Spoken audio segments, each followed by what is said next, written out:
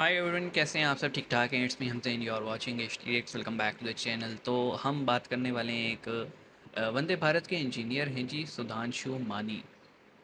वो जो हैं वो बात कर रहे हैं कि उड़ीसा एक्सीडेंट पे, और ANI से बात करते हुए उन्होंने कुछ ऐसे पॉइंट्स उठाए हैं जो कि बीइंग एन इंजीनियर मैं भी इस पे बात करूँगा कि मतलब well there are possibility of a sabotage. तो आइए देखते हैं और फिर बात करेंगे। पहले इनकी सुन लेते हैं क्योंकि ये काम कर रहे हैं, रेलवे में ही हैं। अ, आप कह लें कि इंजीनियर हैं, तो इनको ज़्यादा अंडरस्टैंडिंग होगी। शुरू करते हैं, 3 2 1 एन। कि कल कई वर्जन्स फॉर्मर चल रहे एमडी। थे आई सी। डेट ऑफ एक्सीडेंट के अगले दिन। तो कुछ क्लैरिटी नहीं थी, लेकिन अब काफ़ी क्लैरिटी हो गई है कि हुआ क्या था। तो मैं आपको सीक्वेंस रिकंस्ट्रक्ट कर देता हूँ। सही। ये पहले मान के चलिए कि सिग्नलिंग से कुछ टैंपरिंग हुई है। अब टैंपरिंग सेबोटाज टेम्परिंग में हुई हुई है है। या मेंटेनेंस स्टाफ द्वारा हुई है, वो इंक्वायरी का विषय है। हाँ, लेकिन मुझे ऐसा टेम्पर लगता ये है कह कि रहे हैं हुई है मेंटेनेंस स्टाफ द्वारा कि हुई है। लेकिन वो इंक्वायरी में सामने आएगा। तो मैं रिकंस्ट्रक्ट करता हूँ कि पहले मालगाड़ी इस स्टेशन पे आई, उसको लूप लाइन में लिया गया। उसको लूप लाइन लेने के बाद एएसएम का काम है कि जो रूट लूप लाइन को सेट है उसको मेन मेन लाइन लाइन की से। तरफ सेट कर हाँ दे, जो जी, कि खाली थी। बिल्कुल ये तो लाजमी अब होता है। उसने ऐसा किया या नहीं किया, ये भी इंक्वायरी में पता चलेगा। लेकिन ठीक उसी समय सिग्नलिंग के स्टाफ मेंटेनेंस में मान लीजिए काम कर रहे थे, लाइव तो लाइव लाइन उन्होंने पे कुछ मेंटेनेंस।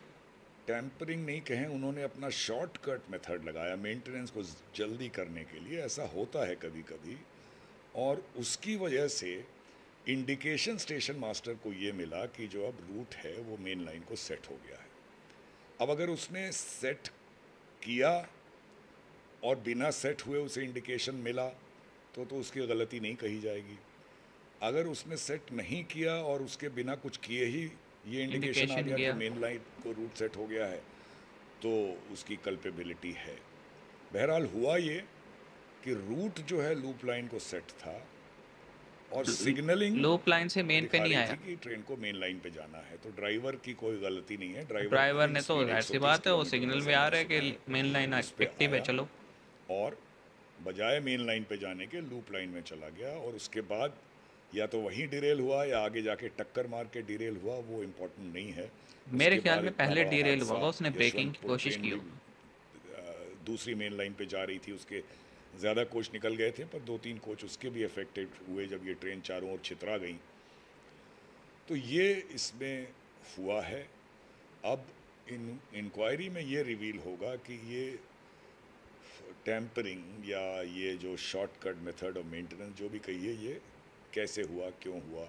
स्टेशन कैसे हुआ मास्टर के क्यों हुआ? साथ कुछ ओके, इन्होंने ज़रा डिटेल में चीज़ें बताई हैं, मैं हम इस पे बात करते हैं। देखें, जब भी आपको पता है कि पैसेंजर ट्रेन्स आती हैं और बीच में कोई गुड्स ट्रेन वहाँ पे हो तो उसको लूप लाइन पे कर दिया जाता है, ताकि जो है ना पैसेंजर ट्रेन अगर उसका वहाँ पे स्टॉप नहीं है तो वो तेज़ी से निकलेगी वहाँ से। अब बात वही है ना कि देखें, लूप लाइन पे करने के बाद जहाँ तक बात होती है ना डिजिटल की या फिर कंप्यूटराइज, ये जो फ्लिपिंग होती है आपके उसकी लाइंस की, अ, वहाँ पे फिर चांसेस होते हैं शॉर्ट सर्किट के, नेटवर्क के थ्रू प्रॉब्लम क्रिएट करने के।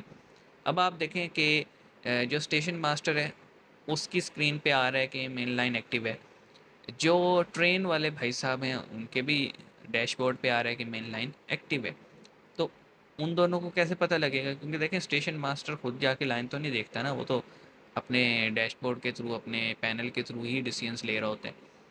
और मेरा ये है कि जब मेन लाइन से इंजन लूप लाइन पे गया होगा तो ड्राइवर ने ज़रूर ब्रेक, इमरजेंसी ब्रेक लगाने की कोशिश की होगी, और स्पीड इतनी ज़्यादा थी कि जैसे ही ब्रेक लगाई होगी तो ट्रेन डीरेल होगी और डीरेल होने के बाद टक्कर हुई होगी।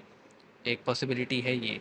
दूसरी पॉसिबिलिटी है कि ड्राइवर ने सोचा क्योंकि मेन लाइन एक्टिव है तो इतनी ज़्यादा ध्यान नहीं किया होगा, और ध्यान ना होने की वजह से डायरेक्ट टक्कर हुई होगी।